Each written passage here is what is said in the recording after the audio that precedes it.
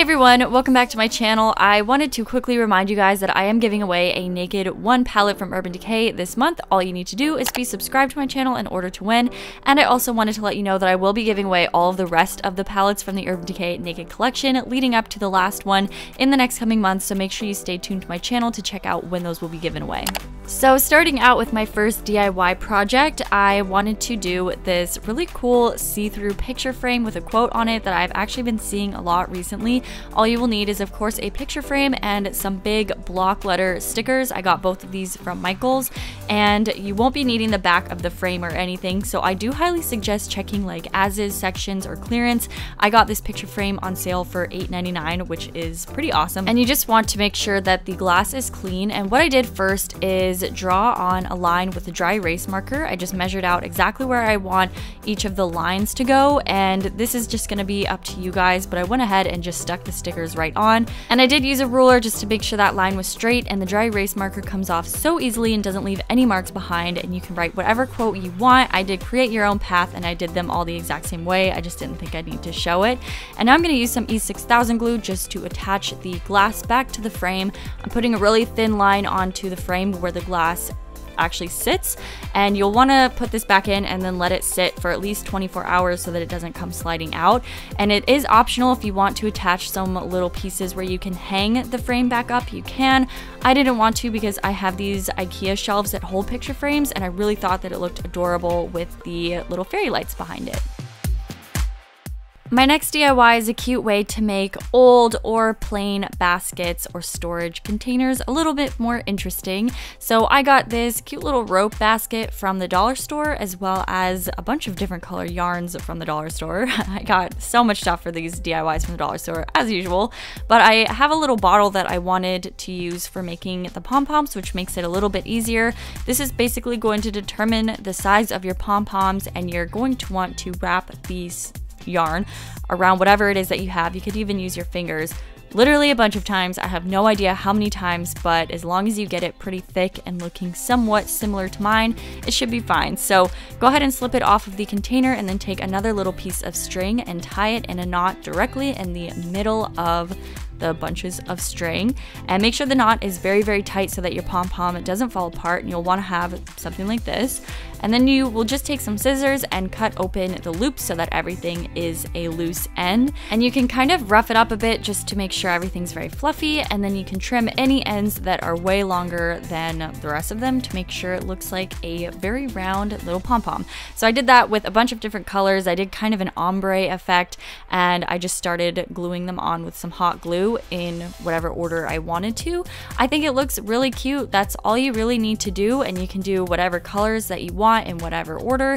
And I did it on the exact same, or I did it the same way on the other side so that it kind of just looked the same all the way around. And I do actually think this would be pretty adorable on straw hats as well. If you guys have any old straw hats that you want to make a little bit cuter for the beach or something, and that's literally all that you have to do. So I decided to put it on my nightstand, and it's just a cute way to store things like books or glasses or whatever you might need. My next DIY is probably the easiest one I have ever done, but it is super simple and very cute, and I've actually seen things very similar to this, or at least this Eyelash Design, quite a bit. So all you're going to need is a terracotta pot and some white spray paint or just regular acrylic paint. I just use spray paint because it is way easier, dries way faster, and everything just looks pretty even, but it'll still look cute if you don't have it. So I ended up doing about 3 coats, I think, and I left it to dry overnight, so this is what you have. And all I did was paint on a pair of eyelashes with some black acrylic paint that I got from the dollar store, and this little terracotta pot was also from the dollar store as well. And I actually painted on my eyelashes a little bit lopsided, so they're kind of crooked, but I still think it is so adorable. No one would ever really notice anyways. I hope not, at least, but that's all that you have to do, and I think it's pretty cute. So my last DIY is something really weird. I've never done anything like this before, and it's kind of like an abstract painting with some gold foil on it. I couldn't even decide if I really liked it at first, but I do now, and all you're gonna need is some acrylic paint and a canvas, as well as a piece of cardboard. So I got all of these things from the dollar store. This is so inexpensive to do, and it's a really fun project if you guys are bored during like a rainy day in the summer and you just want to do something. So all you need to do is basically just pour on a bunch of paint in different strips and different colors, so you have just lines of paint. And then you'll take your piece of cardboard and you'll literally just drag it across the paint a couple times just to blend everything together, and it gives this really cool kind of wavy effect. And I saw something very similar to this on Pinterest, and I thought that I would try out this technique because it was really fun to do. And the finished product looks like something that you could potentially buy at like a home decor store. Probably not for very much money, but it is very fun to do, so I definitely suggest doing it even if you guys don't really like it. It's just actually really fun to do. And you basically just want to keep adding different strips of paint, and don't be afraid to use a lot of the paint. Like I said, I did get these from the dollar store, so it was so cheap, and I did end up using a ton and basically wasting a ton because you have to drag it off of the canvas so that you get this effect.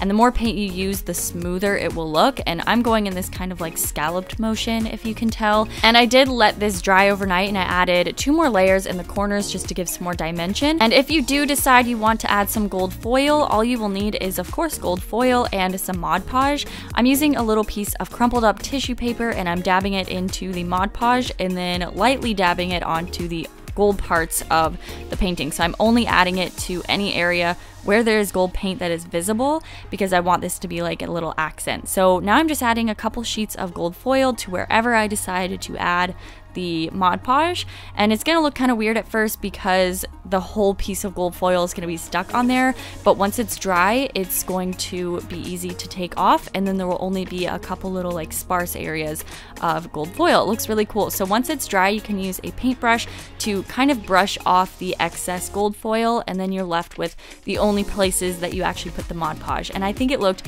pretty cool once I was done, and I did end up putting it into my bathroom. And I mean, this still might be really weird to some people, but I do actually like it now. I think it's kind of neat. So let me know in the comments below which of these projects were your favorite and which ones you're likely to try out. Make sure you subscribe to my channel so that you can enter the giveaway, and I will see you guys in my next video.